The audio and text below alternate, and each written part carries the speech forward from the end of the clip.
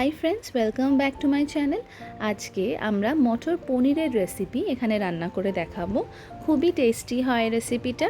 तो सबार आगे एक कड़ा गरम करे एखाने आमी सानफ्लावर अয়েল यूज करेছি, किछु गोटा गरम मशला, जिरे और काँचा लंका केटे आमी एटाके भालो करे फोड़ने भेजे नेब। आगे জানেন তো রান্না যে আমি আগেই থেকে জানি তেমনটা নয়। আমার রান্না কিন্তু বিগিনার ফ্রেন্ডলি, কারণ আমি নিজেই শিখেছি হচ্ছে বিয়ের পরে রান্নাটা। আমার বিয়ে কিন্তু করোনার টাইমে হয়েছিল, আর ঠিক আমার বিয়ের পরেই লেগে গেছিলো লকডাউন। তো আমি কিন্তু অনেকটা টাইম পেয়েছিলাম যে নতুনভাবে রান্না শিখে অ্যান্ড কীভাবে ঠিকঠাক রান্না করা যায়। আজকে আমি কিন্তু মোটামুটি ভালো রান্না করতেই পারি।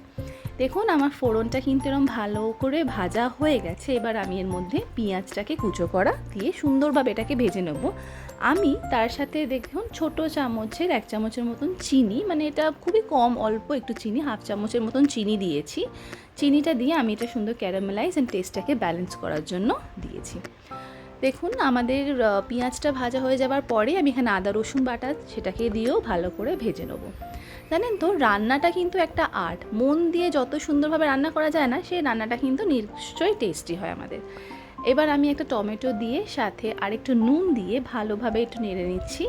আর নুনটা দেওয়ার ফলে আমাদের টমেটো কিন্তু তাড়াতাড়ি গলে যাবে। ব্যাস এবার ঢাকা দিয়ে বেশ টমেটো গলে যাওয়ার পরেই আমি কিছু মশলা এখানে আমি আগে থেকেই গুলে রেখেছিলাম। 1/2 টিস্পুন হলুদ গুঁড়ো, 1/2 টিস্পুন জিরে গুঁড়ো, 1/2 টিস্পুন থেকে একটু বেশি আমাদের ধনে গুঁড়ো, আর 1 টিস্পুন কাশ্মীরি লাল লঙ্কা গুঁড়ো দিয়ে ভালো করে কিন্তু আমরা মশলাটাকে কষিয়ে নিয়েছি। দেখুন বেশ তেল তেল ছেড়ে দিয়েছে।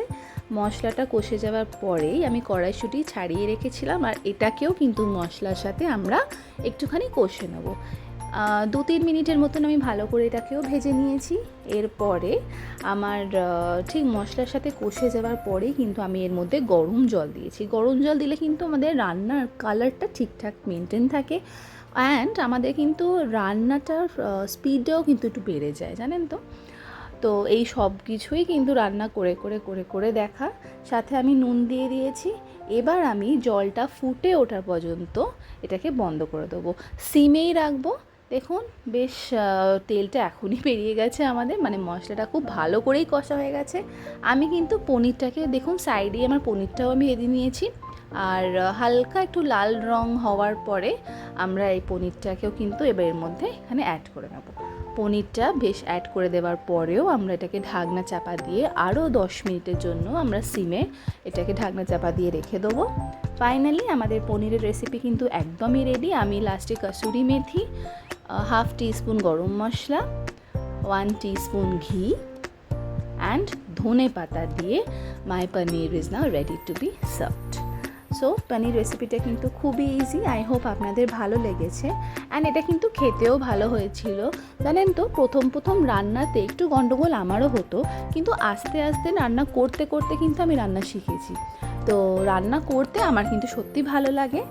আর দেখে একটুখানি প্লিজ কমেন্টে বলবেন কীরকম লেগেছে আপনাদের, আর কোনো যদি ভুল হয়ে থাকে সেটাও আমাকে একটু জানাবেন। So thank you so much for watching. ভালো লাগলে সাবস্ক্রাইব করবেন। বাই।